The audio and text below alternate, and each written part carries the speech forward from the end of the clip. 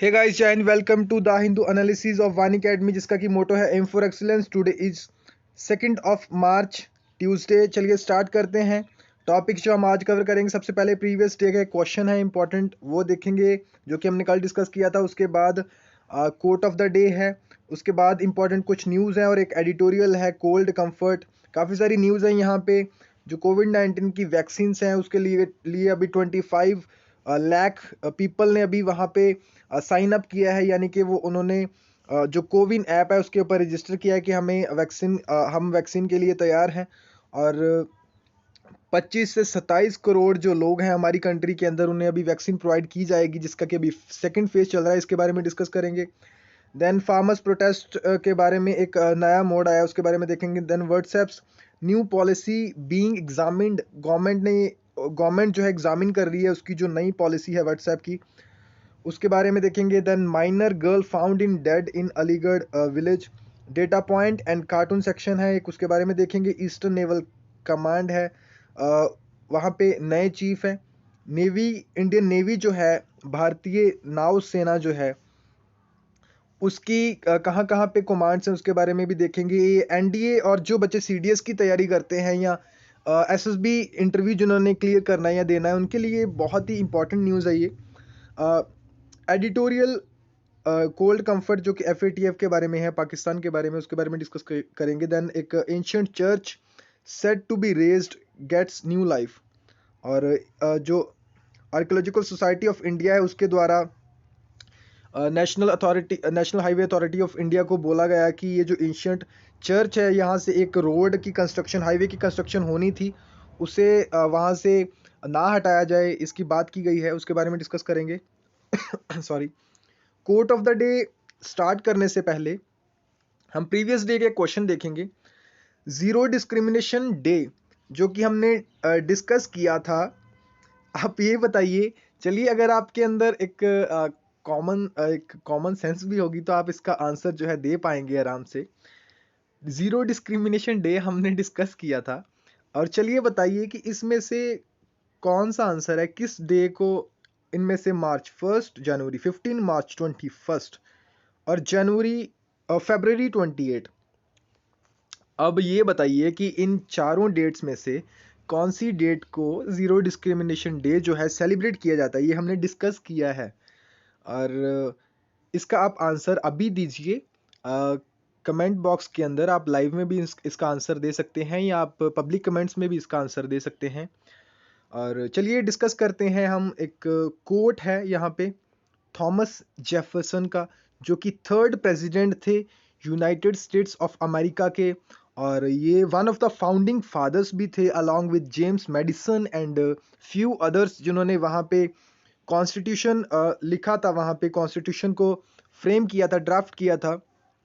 जिस तरह से हमारी कंट्री का जो कॉन्स्टिट्यूशन है, उसके जो कॉन्स्टिट्यूशनल फादर्स, कॉन्स्टिट्यूशनल जो फ्रेमर्स हैं, जैसे कि डॉक्टर बी आर अम्बेडकर और उनके साथ जो भी ड्राफ्टिंग कमेटी के मेंबर्स थे, और जो भी वहाँ पे जिन्होंने डिस्कस किया वहाँ पे, इसी तरह से थॉमस जेफरसन प्रेसिडेंट भी रह चुके हैं अमेरिका के, यूनाइटेड स्टेट्स ऑफ अमेरिका के। और उसके अलावा कॉन्स्टिट्यूशनल एक फ्रेमर भी हैं, जिन्होंने कॉन्स्टिट्यूशन वहाँ पे फ्रेम किया है।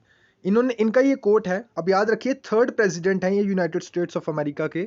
और उसके अलावा अभी जो अभी जो प्रेसिडेंट हैं वहाँ के, जो बाइडन जिनका नाम है, अभी जो इलेक्ट हुए हैं रिसेंटली, अब ये बताइए कि वो कौन से नंबर के प्रेसिडेंट हैं, 45th, 46, 47th। आपको ये बताना होगा कमेंट बॉक्स के अंदर। और इनका ये कोट है, in matters of style swim with the current. यहाँ पे इस लाइन का मतलब है कि इन मैटर्स ऑफ स्टाइल, अगर हम स्टाइल की बात करें या करंट जो ट्रेंड्स चलते हैं उसकी बात करें, या टेक्नोलॉजी के अंदर या पढ़ाई लिखाई के अंदर, या बातचीत करने का तरीका, कम्युनिकेशन करने का, कन्वर्सेट करने का तरीका, उसके अंदर हमें स्विम विद द करंट, यानी कि जो चल रहा है टाइम के हिसाब से हमें अपने आप को बदलना चाहिए, अपने आप को मॉडिफाई करना चाहिए, अपने वर्जन को अपडेट करते रहना चाहिए। इन मैटर्स ऑफ प्रिंसिपल, सिद्धांतों के मामले में, स्टैंड लाइक अ रॉक, जो हमारे प्रिंसिपल्स हैं, जिनके ऊपर हम खड़े, यानी कि जिसकी वजह से हम हैं, यानी कि ऑनेस्टी या ट्रूथफुलनेस या इस तरह की जो क्वालिटीज़ हैं आपके अंदर, जो आपके प्रिंसिपल्स हैं, जिन प्रिंसिपल्स को आप फॉलो करते हो, आपने वो क्वालिटीज़ अपने अंदर इनकलकेट की हैं, उन क्वालिटीज़ के मामले में, उन प्रिंसिपल्स के मामले में, उन सिद्धांतों के मामले में आप एक रॉक की तरह, एक चट्टान की तरह खड़े रहिए वहाँ पे। इन मैटर्स ऑफ स्टाइल, स्टाइल की अगर बात करें, जो अभी ट्रेंड जो चल रहा है उस हिसाब से हमें, उस मामले में अगर बात करें तो हमें करंट के साथ फ्लो करना चाहिए, स्विम करना चाहिए, यानी कि हमें समय के साथ अपने आप को मॉडिफाई करना चाहिए, लेकिन जो सिद्धांत हैं वो हमारे सेम ही रहने चाहिए, वो नहीं बदलने चाहिए। जो हमारे प्रिंसिपल्स हैं जिनको हम फॉलो करते हैं वो सेम रहने चाहिए। नेक्स्ट जो है, हम इम्पॉर्टेंट जो न्यूज़ और एडिटोरियल्स हैं वो डिस्कस करने जा रहे हैं, लेकिन उससे पहले एक बहुत ही अच्छी न्यूज़ है, एक छोटी सी, कि एक, उससे पहले जो डिस्कस करेंगे उससे पहले हम एक देखेंगे कि एक स्टूडेंट ने यहाँ पे कमेंट किया है, आकांक्षा उनका नाम है, और हमने क्वेश्चन 28 फेब की जो डीएनए था, जो उसमें हमने क्वेश्चन पूछा था कि जो श्रीहरिकोटा है, इसके बारे में हम डिस्कस भी करेंगे यहाँ पे, कि इसरो की जो एक यहाँ पे एक आर्म है यहाँ पे उनकी, न्यू स्पेस इंडिया लिमिटेड, जो उनकी एक कंपनी है, जो कि एक प्राइवेट कंपनी है, इसरो की ही एक आर्म है, और उसने यहाँ पे 19 सैटेलाइट्स जो संडे को यहाँ पे लॉन्च की थी, उसमें से 13 सैटेलाइट जो यूएस की थी, और एक ब्राज़ील की जो थी अर्थ ऑब्जर्वेशन सैटेलाइट एमेजोनिया 1, और उसके अलावा रॉकेट, जो लॉन्च व्हीकल यूज़ किया गया था, polar satellite launch vehicle, PSLV C51 इसका नाम है। उसके अलावा हमारी कंट्री की स्टूडेंट्स ने जो बनाई थी यहाँ पे 5 सैटेलाइट्स, उन्हें लॉन्च किया गया, और ये आप न्यूज़ जो है कल वाली हमने डिस्कस किया था, आप ये पढ़ सकते हो। और ये हमने 28 फेब को जब ये न्यूज़ हमने पढ़ी, डिस्कस की कि इसरो जो है ये लॉन्च करने वाला है यहाँ से सैटेलाइट, ये वाली PSLV C51, और तभी हमने पूछा यहाँ पे कि श्रीहरिकोटा जो है किस स्टेट के अंदर है। तो इन स्टूडेंट ने बताया, आकांक्षा ने बताया कि आंध्र प्रदेश के अंदर है, और वन एकेडमी की तरफ से यहाँ पे जो इनको रिप्लाई भी किया गया कि हाँ ग्रेट, इनका आंसर जो सही है, और उसके आगे एक्सप्लेनेशन भी दिया गया समझने के लिए। श्रीहरिकोटा जो है एक बैरियर आइलैंड है यहाँ पे, off the bay of Bengal, Bengal की जो खाड़ी है वहाँ पे, एक कोस्ट के नज़दीक वहाँ पे एक बैरियर आइलैंड है। देखिए ज्योग्राफी का क्वेश्चन है यहाँ पे, और श्रीहरिकोटा जो है एक बैरियर आइलैंड है, एंड लोकेटेड इन द शार project settlement of Nellore district, district कौन सा है, नेल्लौर, आंध्र प्रदेश के अंदर, ठीक है। It houses the Satish Dhawan space centre, एक सैटेलाइट लॉन्चिंग स्टेशन है, एक सैटेलाइट लॉन्चिंग सेंटर है वहाँ पे, सतीश धवन स्पेस सेंटर है। यहाँ से जो रॉकेट्स हैं उन्हें लॉन्च किया जाता है, जो PSLVs या जियोसिंक्रोनस सैटेलाइट्स जो हैं, लॉन्च व्हीकल्स जो हैं, उन्हें वहाँ से सैटेलाइट्स नहीं, सॉरी, लॉन्च व्हीकल्स हैं, उन्हें लॉन्च किया जाता है वहाँ से। और वहाँ पे 2 सेंटर्स हैं, एक देखिए थुम्बा के अंदर है, जो कि केरला के अंदर है, और दूसरा जो है सतीश धवन स्पेस सेंटर जो है, satellite Satish Dhawan space centre, जो कि सैटेलाइट लॉन्च सेंटर है इंडिया के अंदर, एक आंध्र प्रदेश के अंदर है, नेल्लौर डिस्ट्रिक्ट के अंदर, और दूसरा जो है Thiruvananthapuram Thumba equatorial rocket launching station है, जो कि केरला के अंदर है। The Indian space ISRO launches satellites using multi stage rockets such as polar satellite launch vehicle और जियोसिंक्रोनस सैटेलाइट लॉन्च व्हीकल। आप यहाँ से कमेंट उसे खोल के और भी आगे भी पढ़ सकते हो, और ये आप देख सकते हो कि किस तरह से जो स्टूडेंट्स हैं यहाँ पे आंसर दे रहे हैं। Well and good, very good, शाबाश। ज़िंदगी में ऐसे ही आप आगे बढ़ते रहिए, सीखते रहिए। देखिए जो भी आपको टास्क बोला जाता है, जैसे जो भी आपके साथ आपसे क्वेश्चन पूछे जाते हैं, ज़रूर आप उनका आंसर दीजिए, और इससे जो है आप ज़िंदगी में बहुत तरक्की करेंगे। आप कोई भी चीज़ को अगर आप रिलीजियसली फॉलो करते हैं, डेली आप उसे फॉलो करते हैं, देखते हैं, तो ज़रूर आप ज़िंदगी में एक दिन सफल होंगे।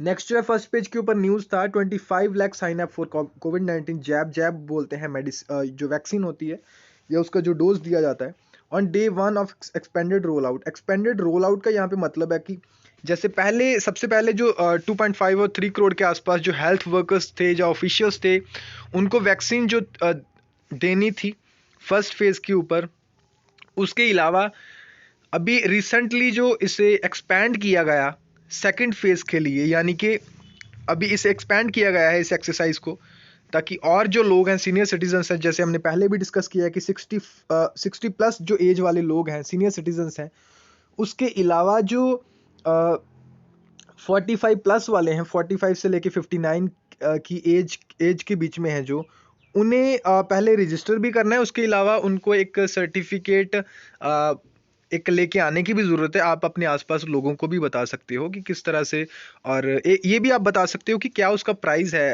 अगर प्राइवेट हॉस्पिटल से आप वैक्सीन ले रहे हो वहाँ से, तो क्या प्राइस है उसका, और प्रॉपरली पहले आप वहाँ से एनालाइज कीजिए प्रॉपरली उसको कि क्या माहौल है वहाँ पे। और फेक जो र्यूमर्स होते हैं उससे ज़रूर बचिए, अपने आसपास लोगों को भी अवेयर रखिए। देखिए, जो लोग आप डेली एनालिसिस सुनते हो बहुत ध्यान से, और आप जो है अवेयर हैं, आपका जिम्मेवारी, एक रिस्पॉन्सिबिलिटी बनती है एक सिटीजन्स होने के नाते कि आप दूसरों को भी ज़रूर गाइड करें, दूसरों को भी ये चीज़ें जो है बताएं, सिखाएं। ठीक है। और 45 प्लस वाले जो हैं, और मैं प्राइस की बात करने वाला था यहाँ पे कि जो प्राइस है प्राइवेट हॉस्पिटल्स के ऊपर जो कैप लगा है कि अराउंड बस 250 के ऊपर वो नहीं जा सकते। 250 जो प्राइस है उसका, जो एक डोज का जो पर पर्सन जो प्राइस है दैट इज 250। सॉरी।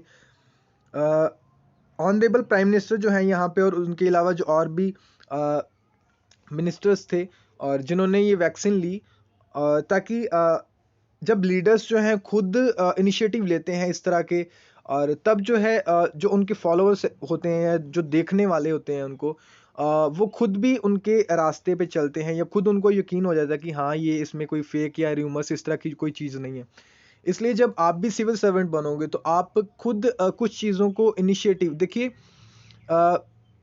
कई बार क्या होता है कि एक लीडर को पहले खुद इनिशिएटिव लेने पड़ते हैं, खुद काम करना पड़ता है, उसके बाद जो है उसको फॉलो करने वाले उस काम को भी करेंगे। इसलिए एक GS4 का जो सिलेबस है, एथिक्स, इंटीग्रिटी एंड एप्टीट्यूड, उसके अंदर जो लीडरशिप की जो क्वालिटीज़ होती हैं एक सिविल सर्वेंट की या पब्लिक सर्वेंट की, वो भी हमने डिस्कस की। ये भी आप याद रख सकते हो, वहाँ पे मेंशन कर सकते हो इसको।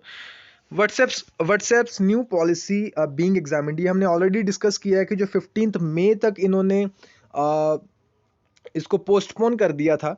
सबसे पहले जनवरी के अंदर जनवरी 8 तक इन्होंने बताया था कि आप जो लोगों को कहा था कि आप अपनी अपडेट कर लें और उस टर्म्स और पॉलिसीज़ को एग्री करें। बेसिकली हमने ये पहले भी डिस्कस किया हुआ है अच्छे से, और 15 मई तक इन्होंने पोस्टपोन कर दिया था। और सेंटर ने जो है इसके रिलेटेड अभी एग्जामिनेशन कर रहे हैं उसकी पॉलिसी को। अगर ठीक हुआ नहीं तो व्हाट्सएप को बोला जाएगा इसको चेंज करने के लिए, या खुद ही एक जैसे हमने पहले भी डिस्कस किया कि हमें एक ज़रूरत है एक प्रॉपरली जो अपनी कंट्री के लिए डेटा प्राइवेसी लॉ लेके आने की, ताकि हम जो है इन सारी चीज़ों से अपने जो सिटीजन्स हैं उन्हें बचा के रखें। Farm trade unions to launch joint campaign, और यहाँ पे जो फार्मर्स हैं उसके अलावा जो ट्रेड यूनियंस हैं उन्होंने डिसाइड किया है, आज जो है आज 2 मार्च के दिन संयुक्त किसान जो मोर्चा है वो डिसाइड करेंगे कि क्या इन सभी को मिलके किस तरह से हम आगे जो है एक्शन, या आगे किस तरह से हम अपना जो प्लान है प्रोटेस्ट का वो आगे लेके जा सकते हैं। और काफ़ी सारे लोग इस प्रोटेस्ट से जुड़ रहे हैं। अब ये सिर्फ फार्मर्स का प्रोटेस्ट नहीं रहा, बल्कि आम लोगों का, जो लेबरर्स होते हैं उनका भी, वो भी इस प्रोटेस्ट के अंदर जुड़ रहे हैं। अपने नवदीप जो कौर हैं उनका आपने सुना ही होगा इंटरव्यू, किस तरह से अभी रिसेंटली उनको बेल मिली है। और संयुक्त किसान मोर्चा सिंघू बॉर्डर के ऊपर उन्होंने स्पीच भी दी थी कि किस तरह से उन्हें मिसट्रीट किया गया। और अभी क्या आगे इस ये मोड़ लेता है प्रोटेस्ट, इसके बारे में देखेंगे। एंड वी ऑल होप कि जल्दी से ये रिजॉल्व हो जाना चाहिए इशू एज अ सिटीजन्स, कि ताकि जो हमारे देश का टाइम है ये ऐसे वेस्ट ना हो, बल्कि हमारे देश की तरक्की के लिए, डेवलपमेंट के लिए ये टाइम जो है इसे यूटिलाइज करना चाहिए। ईस्टर्न नेवल कमांड, जो बच्चे NDA या CDS की तैयारी करते हैं, इवन की जो या सिविल सर्विसेज की तैयारी करते हैं, उनके लिए भी ये SSC के जो एग्ज़ाम्स देते हैं। SSC की एक और न्यूज़ है, जैसे कि रिज़ल्ट अभी वो नहीं आ रहा, और काफ़ी बच्चों ने वहाँ पे ट्रेंड भी किया था ट्विटर के ऊपर, हमारे जो प्राइम मिनिस्टर हैं उनका नाम वहाँ पे यूज़ करके कि मोदी रोजगार दो, वहाँ पे काफ़ी ट्रेंड हुआ है वो। और यहाँ पे ये भी पता चलता है कि किस तरह से अगर बच्चे साथ में अगर जुड़ते हैं या हम यूनाइट होते हैं तो यूनिटी की क्या पावर होती है, वहाँ पे हमें पता चलता है। और इसी तरह से जो है हमें डिमांड करते रहना चाहिए, और हमें अपने देश को सुधारने में इस तरह से यूनाइट रहना चाहिए हमेशा। Eastern naval command has new chief. देखिए, हमारी जो इंडियन नेवी है उसका काम है कि जल के अंदर within the waters of our Indian territories जो हैं, या कहीं बाहर भी जो हमारी सर्विसेज प्रोवाइड हम करते हैं, या हमारे वेसल्स जो जाते हैं, उनकी भी रक्षा करना, ये हमारी इंडियन नेवी का ये कर्तव्य है। और अपने लोगों की सुरक्षा करना, अपने देश के लोगों की सुरक्षा करना। एंड कहीं पे भी जो ह्यूमैनिटेरियन क्राइसिस होते हैं, या दूसरे जो कंट्रीज हैं उनकी भी हम हेल्प करते हैं इंडियन नेवी के थ्रू। और यहाँ पे ईस्टर्न नेवल जो कमांड है, देखिए हमारी जो नेवी है उसकी अलग अलग कमांड्स हैं, जैसे इंडियन नेवी है, इंडियन आर्मी है, इंडियन एयरफोर्स है। इन तीनों विंग्स की अलग अलग जगह पे कमांड है जैसे। लेकिन इंडियन नेवी की जो तीन ही कमांड्स हैं, naval command, western naval command जो मुंबई के अंदर है, सदर्न नेवल कमांड जो कोची के अंदर है केरला में, और eastern naval command Andhra Pradesh के अंदर विशाखापट्टनम के अंदर इनकी ईस्टर्न नेवल कमांड है। वहाँ पे जो वाइस एडमिरल अजेंद्र बहादुर सिंह है, उन्होंने अभी चार्ज लिया है वहाँ पे as a flag officer, commanding in chief eastern naval command from vice admiral Atul Kumar Jain at naval base here on Monday. Naval base से वहाँ पे जो वाइस एडमिरल अजेंद्र बहादुर सिंह है, देखिए इनका नाम जो है आपको बहुत ही रेयर है कि इनका नाम आपसे पूछा जाए, लेकिन फिर भी अगर आप डिफेंस फोर्सेस के लिए वहाँ पे एस्पिरेंट्स हो वहाँ पे, तो अगर आप नेवी में जा रहे हो, अगर आप इंडियन नेवी के अंदर आपने रिक्रूट होना है एज एन ऑफिसर, तो आपको ये सारी चीज़ों का भी पता होना चाहिए। और एज अ सिविल सर्वेंट तो हमें हमारे देश के बारे में एक आम नागरिक होने के नाते हमें पता ही होना चाहिए। और minor girl found dead in Aligarh village, देखिए एक बहुत ही सैड न्यूज़ है ये।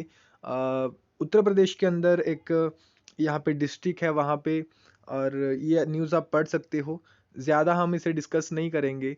और वहाँ पे एक जो दलित लड़की थी अराउंड 14 ईयर्स एज, जो अपने मैटरनल ग्रैंड मदर के साथ रहती थी। और जब वो अपने जो बकरियां थी या गोट्स थी उनके लिए चारा लेने गई फील्ड्स के अंदर, तो वहाँ से किस तरह उन्हें मार दिया गया और क्या क्या एलिगेशंस उन पे लगे हैं, ये आप इसमें पढ़ सकते हो। और मैं यहाँ पे एक ओपिनियन अपना रखना चाहता हूँ। देखिए, आप अगर जैसे बहुत सारे बच्चे हैं जो इसे बहुत सारे स्टूडेंट्स जो हैं, गर्ल स्टूडेंट्स भी हैं या बॉय स्टूडेंट्स भी हैं, जो इस एनालिसिस को देखते हैं, इस वानी अकेडमी की इस प्लेटफॉर्म की यहाँ से प्लेटफॉर्म के थ्रू हम आपको गाइड करते हैं। सिर्फ हम न्यूज़ डिस्कस नहीं करते आपके साथ, हम आपको एज अ योर सीनियर्स होने के नाते, एक सिटीजन्स होने के नाते हम आपको गाइड भी करते हैं कि किस तरह से जब आप सिविल सर्वेंट बनोगे और आपके डिस्ट्रिक्ट के अंदर आपके जो आपका एडमिनिस्ट्रेटिव एरिया होगा उसके अंदर किस तरह से आपको काम करना है, हमेशा अलर्ट रहना है। देखिए, हम पब्लिक सर्वेंट आपने बनना है, सिविल सर्वेंट आपने बनना है, किस तरह से आपको इनिशिएटिव्स लेने हैं, किस तरह से आपको क्राइम को वहाँ पे कंट्रोल करने की कोशिश करनी है।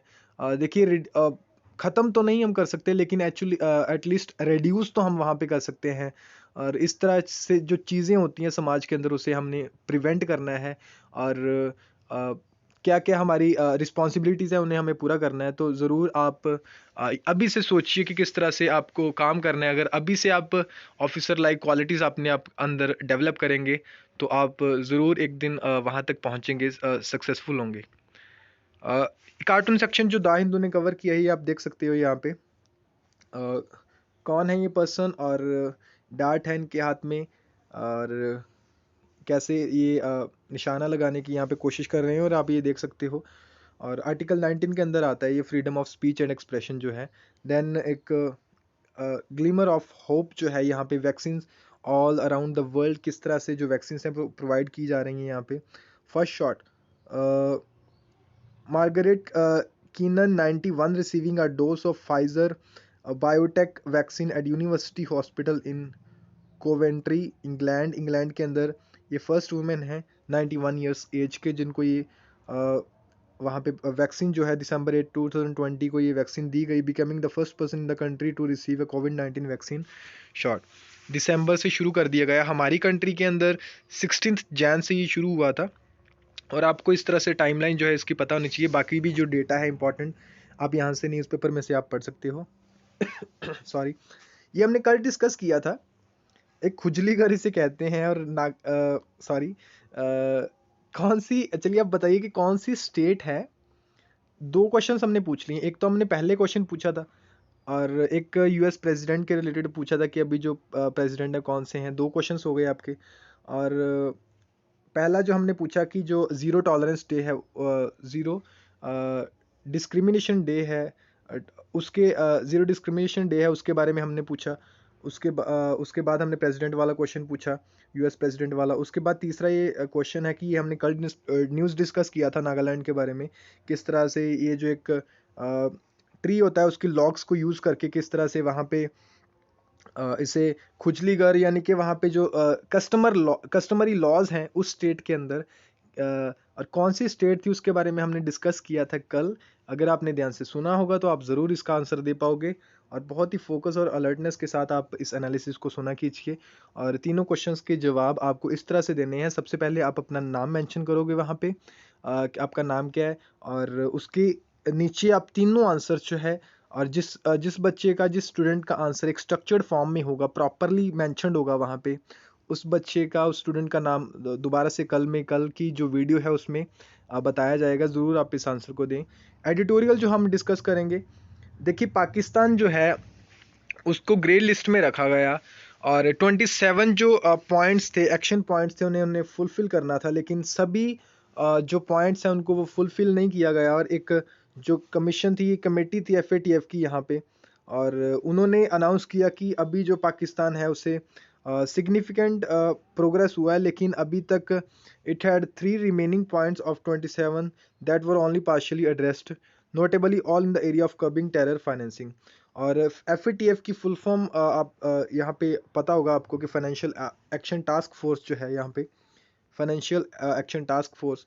और इन्होंने सभी अभी एम्स जो हैं अपने फुलफिल नहीं किए, और इनके ऊपर अभी भी जैसे रिस्ट्रिक्शंस हैं कि अभी भी इन्हें ग्रे लिस्ट के अंदर रखा गया है। The body listed remaining task जो इनके पूरे करने हैं, डेमोन्स्ट्रेटिंग टेरर फंडिंग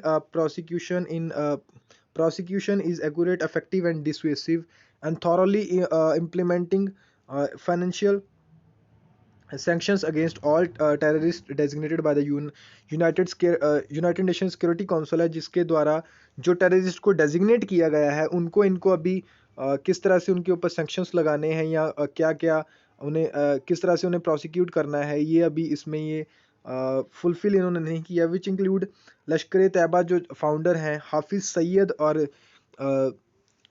इसकी फुल फॉर्म मैं यहाँ पे भूल गया हूँ, ये आपको बाद में बता दिया जाएगा। चीफ जो इसके हैं मसूद अजहर, और other leaders of terror groups in Pakistan and those belonging to Al Qaeda. जो भी वहाँ पे लीडर्स हैं या फाउंडर्स हैं जिन्हें यूनाइटेड नेशन सिक्योरिटी काउंसिल ने जिन्हें टेररिस्ट डेजिग्नेट किया है वहाँ पे, इनको अभी पनिशमेंट, इन्हें प्रोसिक्यूट करना वहाँ पे बाकी है। Pakistan former interior minister Rehman Malik has protested the decision most vociferously, even suggesting that FATF should be taken to the Hague, given that other countries that have completed nearly all points of their task list have been dropped from the grey list। और इनको अभी पाकिस्तान को अभी इन्होंने protest भी किया है इसके खिलाफ कि इनको अभी भी ग्रे लिस्ट के अंदर रखा है। He also cited a recent report that calculated Pakistan has lost $38 billion because of its time on the grey list।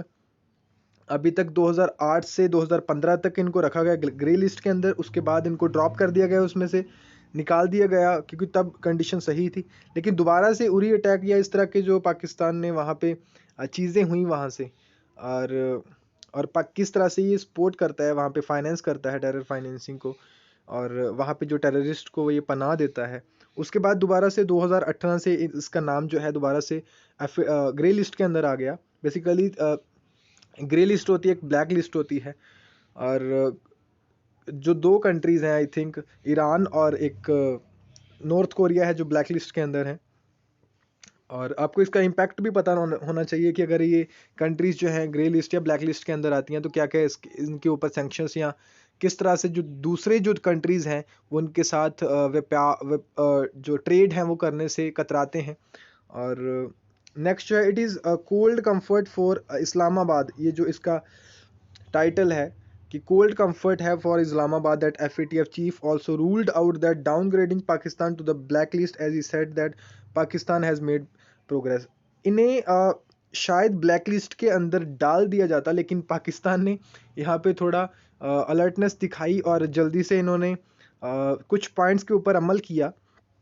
जो 27 पॉइंट्स की लिस्ट थी उनमें से कुछ पॉइंट्स इन्होंने फुलफिल किए यहाँ पे, और इन्हें ब्लैक लिस्ट में नहीं डाला गया। On its commitment and this is not the time to contemplate the extreme step, this would mean enhanced sanctions and restrictions as Iran and North Korea face at present। Iran और North Korea, जैसे देखिए हमने discuss किया, वहाँ पे मैंने बोल दिया था कि आई थिंक, शायद आई थिंक नहीं है, ये सही है बिल्कुल, ईरान और नॉर्थ कोरिया हैं। Mister player advise Pakistan to complete the remaining task by June 2021, तब तक का इन्हें टाइम दिया गया है। When the FATF will meet again to vote the issue. अब जून 2020 का अब इनके पास टाइम है, जैसे अभी मार्च, अप्रैल, मई, और यानी कि 4 महीने हैं, लगभग 3-4 महीने हैं इनके पास इस जो रिमेनिंग टास्क है उन्हें पूरा करने के लिए। The FATF decision coincides with the first science of thaw between India and Pakistan since 2016। The decision of Directors General of Military Operation DGMO जो है थर्सडे को जो आया था, to strictly observe the ceasefire agreement at LOC and revelations in the media which have not been contradicted by the government, that national security advisor जो है हमारे NS से, जो अजीत डोभाल हैं, has been in touch with senior officials including Pakistan Army Chief are both significant। ये बहुत एक significant यहाँ पे step है। The joint statement also commits to resolving core issues जो है उन्हें resolve करना, that lead to violence between the two sides, indicating more dialogue between India and Pakistan could be on the cards। अभी यहाँ पे बातचीत जो है हो सकती है यहाँ पे। There are no political trade cultural ties at present. यहाँ पे कोई पॉलिटिकल या ट्रेड या कल्चरल टाइज अभी दो देशों के बीच में जो फ्रोजन हो चुके थे, शायद उम्मीद है कि दोबारा से वो बातचीत के साथ सॉल्व हों इश्यूज। पाकिस्तान नेक्स्ट स्टेप जो होगा on FATF directive to successfully prosecute terrorist and terror financers, जो टेरर को फाइनेंस करते हैं, उन्हें आइडेंटिफाई करना by the grouping are its own in its own interest, उसका ही फायदा होगा इससे। Any proposed New Delhi Islamabad engagement in the next few months would get a much needed boost if Pakistan transfers this last mile on the FATF grey list, addressing India's main grievance on the cross border terror that emanates from its soil। अगर ये पाकिस्तान इस तरह से करता है तो शायद आने वाले दिनों में उसके हमारी कंट्री के साथ, इंडिया के साथ अच्छे रिलेशंस हो सकते हैं। Ancient church said to be raised gets new life। National highway Authority of India के द्वारा ये जो चर्च है, जो कि माना जाता है कि 950 AD में ये जो बना था यहाँ पे, और 1050 AD में कहा जाता है एक्सपर्ट्स के द्वारा कि 1050 AD में ये बना था, एक एंशिएंट चर्च है। और ASI जो है, archaeological survey of India, will declare centuries old, सदियों पुराना ये जो चर्च है, shrine a monument, asks national highway authority to change NH66 plan, जो NH66 है। चलिए, आप फोर्थ क्वेश्चन जो है आप ये बताइए कि जैसे ये आपका ह्यूमन एंड ज्योग्राफी में जो इंफ्रास्ट्रक्चर वाला, ये इकोनॉमी के अंदर इंफ्रास्ट्रक्चर वाला जो क्वेश्चन है उसमें आ सकता है। ये हमने पहले भी डिस्कस किया हुआ कि इंडिया का सबसे लेंथीएस्ट, सबसे लंबा जो हाईवे है वो कौन सा है। ऑप्शन हम आपको देते हैं NH27, NH44 या NH66। आपको इन तीनों में से आपने आंसर बताना है। NH27, NH44 और NH66, इन तीनों में से आपने बताना है कि इन तीनों में से लेंथीएस्ट, इंडिया का सबसे जो लंबा हाईवे है वो कौन सा है। और इस चर्च को यहाँ पे जैसे इसमें काफ़ी पेंटिंग्स भी हैं, जो मुराल्स पेंटिंग्स रहती हैं, काफ़ी क्रिश्चियनिटी के साथ रिलेटेड, यहाँ पे क्रूसीफिक्शन के साथ, या अलग अलग जो यहाँ पे कैरेक्टर्स थे, या अलग अलग जो यहाँ पे रिलीजियस लीडर्स थे, उनके साथ जुड़ी यहाँ पे काफ़ी चीज़ें हैं। क्रिश्चियनिटी के अंदर जो हैं काफ़ी पेंटिंग्स हैं। और murals at Saint George Orthodox church in Chepad, Alappuzha district, Kerala के अंदर। और किस तरह से अभी यहाँ पे नेशनल हाईवे जो अथॉरिटी है ASI के द्वारा उसे कहा गया है कि आप जो अपना प्लान है उसे चेंज कीजिए। हमने काफ़ी सारी न्यूज़ डिस्कस की हैं। ज़रूर इस चैनल को सब्सक्राइब करें और बेल आइकन को भी प्रेस करें, और जो क्वेश्चंस हमने पूछे हैं ज़रूर उनका आप आंसर दीजिए। और thank you for watching this session. Have a nice day.